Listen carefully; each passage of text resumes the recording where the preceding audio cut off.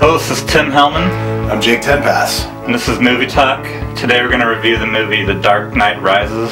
It's the third and final chapter in Christopher Nolan's Batman trilogy, and this one pits Batman against Bane and Catwoman. She's really, really hot in this movie, I thought. Anne Hathaway was gorgeous. Are you a big Anne Hathaway fan, though? I have a crush on Anne Hathaway. I don't find her that sexy. I definitely prefer Michelle Pfeiffer. Michelle Pfeiffer was really good in a very sort of over-the-top kind of cartoonish way as Catwoman. Anne Hathaway definitely played it a little bit more straight, a little bit less like, you know, meow with the cat kind of expressiveness. But I thought she did a good job, and anybody who was pissed that she got cast as Catwoman, I mean, I can't help but feel like they'd watch that. She definitely, her acting was fine, I think. Yeah, for sure. And of course, Tom Hardy plays Bane, and I know that you've recently become a huge Tom Hardy fan. He's my favorite actor right now. Yeah. I've been told I have a man crush and a broner on him, which I didn't know what that was until it was explained to me by a mutual friend named Luke. But,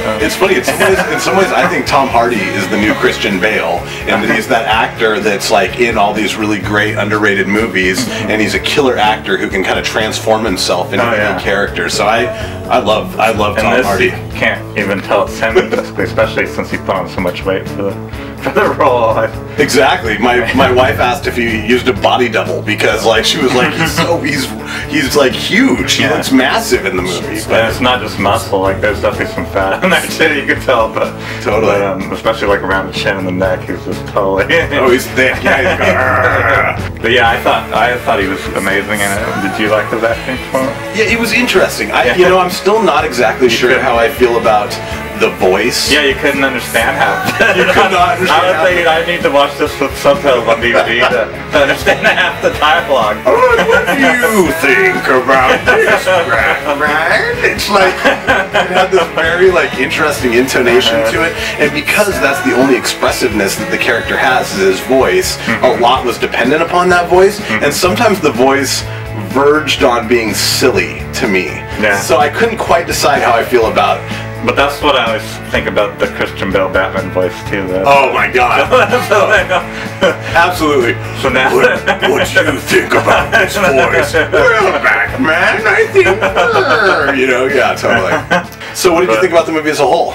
I liked it a lot. I'd say if there was one flaw, maybe it was just too ambitious. Like it tried to do too much in one movie, maybe, and it's already 2 hours and 45 minutes, so I don't know. It was okay, so I would like to preface everything I say in this review by the fact I saw it at the midnight viewing last night, and 2 hours and 45 minutes is long to begin with, but watching a 2 hour and 45 minutes movie starting at midnight feels even longer than it would otherwise. So there were definitely scenes that I felt like got a little talky. Like I was like, okay, I could use a little bit less explanation, a little less exposition, sort of just kind of get into things. But at the same time, there's so much to cover. There's so much ground to cover in that movie. And so I kind of almost felt like this was the kind of thing where there was so much to cover, they almost could have done 2 hour-and-a-half long movies, and it would have been more effective in some ways. Having said that, it definitely was a nice wrap-up for Batman's character arc. There was a lot that I felt very distinctively post Inception. I mean, everything involving Batman being stuck in this prison. I mean, without going too much into that whole, like, the prison taking on this symbolism for him being sort of trapped in his own body, trapped in his own mind, and being forced to climb up out of it and escape from his own understanding of his destiny or his own fatalism, and then being forced to sort of, I mean, obviously very literally rise in order to escape from it was very interesting. Nolan is almost too smart for his own good at times, I feel like. I always think good directors sometimes get a little too full of themselves at times, but I feel like if they have complete creative control, then it's like there's no one to restrain them at all. They just can do whatever they want then. And exactly, and that'll play out in two ways. One, what kind of reviews will it get, and two, how will it do at the box office? And I mean, if people judge it to be self-indulgent and it doesn't do well at the box office, that could hurt him. But if it's self-indulgent and then it kicks ass at the box office, then maybe people are like, all right, well, let's keep letting Christopher Nolan do whatever the heck he wants to, But so, what rating do you give it? I was thinking about this. I think I would probably have to give it. either 3.5 or 4 stars for me. I definitely did not feel like it was as effective at telling the Batman story as Dark Knight was. What do you say? I give it 5. Judging by your rating system, if we're talking about like a 4 out of 5 stars means like 80% or better, it's a 4-star movie. I mean, it's an intelligent movie. It's a movie that I've been thinking about since I saw it last night. And it's well crafted for the most part. And it's a movie that I want to see again. I want to see it again during daylight hours when I'm fully rested. Yeah, exactly.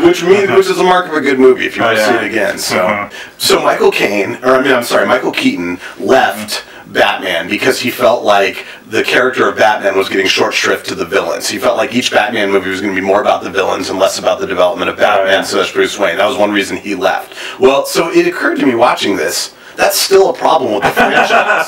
The villains end up getting as much screen time. It was all about Batman and not anything about Scarecrow. And then Dark Knight, all of a sudden you get a ton about Joker and a fair amount about Two-Face. And then in this movie it's like tons about Bane. I mean, the entire opening sequence, which by the way was really cool, the airplane sequence was really cool.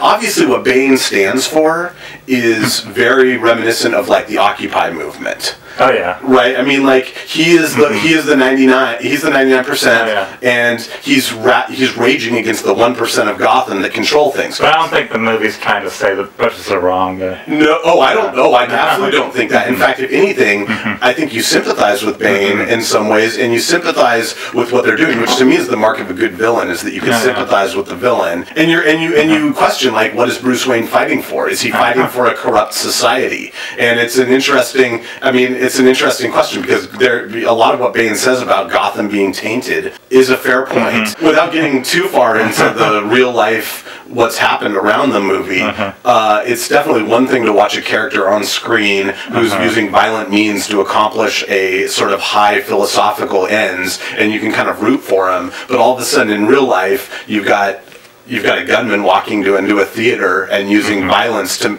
who knows what that guy's point was. I mean, he could have just been crazy, pants crazy. I don't think you can blame the movie. No, I don't think it was the movie's fault at all, but I think it's like in movies, violence can be a compelling language that you can root for, but in real life, something that's similarly violent is in no way sympathetic. It's horrifying and it's stupid. It's so easy to detach from what violence it really is when you watch it in a movie. Absolutely. You just don't feel like, I mean, you don't get the feel of what violence really means. No, in real life. It's like a music video version. It's awesome and it's whatever, but then in real life it happens and it's just tragic and stupid. Yeah. And you didn't think that Bane was an attack on Mitt Romney? Oh my God. No. Did you hear Rush Limbaugh's new statement that Batman is like Mitt Romney and Obama is Bane? No, he said Bane is one of those wacky Wall Street Occupy protesters. I'd love to see Mitt Romney suit up in the Batman suit and try to fight one of those. Yeah, Bruce Wayne is like Romney because he's a rich person trying to help people. That's hilarious. Well, as I said, I think Rush Limbaugh knew full well what a stupid statement he was making about Bane. Come on, man. I mean, you can't tell me that Rush Limbaugh doesn't have at least one assistant who could have like typed Bane into Google and seen, 1993, Nightfall series. Like, it's like I think he knew, and I think he intentionally did it, knowing that people who like him would be like, yeah, that is crazy. Unless he doesn't have to run it by his staff what he's going to talk about, but maybe so. Maybe he has that kind of power, I don't know. In which case, maybe they should let him continue to do that, because all the Google hits that it's generating have given him a lot of publicity. He never got as much responses and complaints at anything he said ever as this. Well, all the people that have been attacked by Dark Knight Rises fanboys should form a support group, because, I mean, like, at this point, everybody's getting attacked. Like, if you don't like the movie, if you give it 2 stars, you get death threats. If you don't even know the facts of the movie and you make a clearly erroneous statement, people go crazy on you. Clearly Batman has a loyal following.